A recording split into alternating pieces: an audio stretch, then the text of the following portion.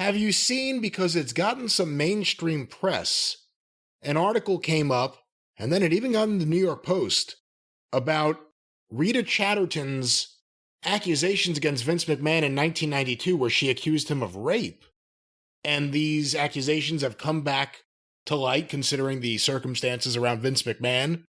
Like I said, I was surprised this got into the New York Post. You have any thoughts on any of this? Well, and she made the accusation. I've read up on it within the last day or so. I remember it from years ago, from Donahue or whatever. But she made the accusation in 1992, but it happened allegedly in 1986, and she didn't go public with it because I guess her parents were elderly. Her father had a couple of heart attacks, didn't want to put them through that, didn't think anybody'd believe her. I mean, I'm not saying that Vince McMahon would not be capable of doing something like that in a limousine with an unsuspecting female. The part of the story that I have a problem with is her saying that he promised me I was going to get a $500,000 a year contract as a female referee. She was in wrestling school with Mario Mancini is the guy he was a underneath guy and a local guy, an independent guy in the early days of independence up in the Northeast, late 70s, early 80s. There weren't that many independents, but he was a wrestler.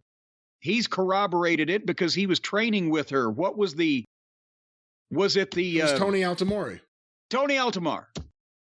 The point is, that was one of the very few wrestling training programs going at that time. But still, if you were in wrestling school, if Tony Altamar was a part of it, if Mario Mancini, who was actually wrestling, was a part of it, then immediately anybody would have laughed at Vince McMahon or anybody else that said, I'm going to give a referee a $500,000 a year contract. That is not in any way. I can understand if she'd have said, he said he'd book me full time, because no guarantees were given back then. No guaranteed money came from Vince McMahon, no guaranteed contracts in 1986. So does she expect us to believe that she was just so completely unawares and naive that she believed that and continued to believe it until after the incident in the limo, and then they quit booking her entirely, which obviously. I can believe the incident happened, but I'm thinking, is she trying to make herself more sympathetic by saying, well, it was $500,000 because fuck. No. Roddy Piper wasn't making $500,000 in 1986. I'm not sure, but not a referee. So that's the problem I have with the story. I wasn't there then. I never met Rita Chatterton in her life.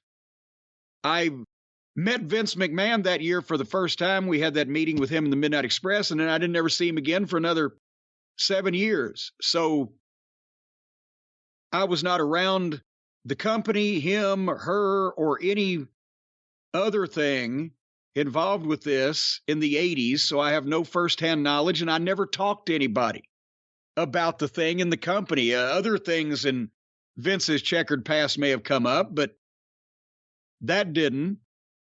So I guess that's the only thing I'm saying is I think it's just, that's what hit me. It's not, I didn't know Vince that way. Like I've said, it was like, when I was with Vince in the 90s, it was like hanging out with the high school principal. You feel like, I don't want to fuck up. Here's the boss, and he's not doing anything out of the way. But that's the thing that stood out about the story. Not that the incident may not have happened, but just how was she even in wrestling school and just being a rookie? How would she believe that when that would be something now? I mean, every fan would know that's ridiculous. But definitely people in the business, I didn't understand that part of the story. And she was going to be on the cover of Time magazine and Newsweek. That was in there also. And the big push and a referee. What the fuck? I know Vince is persuasive, but how do you make somebody believe that? You're still in wrestling school. You're still training. You're a referee, which there's never been a female referee before. So we're going to give you $500,000 a year and get your picture on the cover of Time magazine. Now blow me. What? The other interesting thing is that David Schultz's name gets tied into this. David Schultz wants somebody to say that Vince McMahon was literally arrested on Main Street for cornholing Satan while his fucking little minion devils screamed, "No, stop it." David Schultz wants anybody to say that if David Schultz could say the things that David Schultz wants to say about Vince McMahon without getting hauled into court, it would be the most entertaining fucking dissertation you've ever heard. So with his name in there, I have a feeling that that's maybe another thing that worked against her.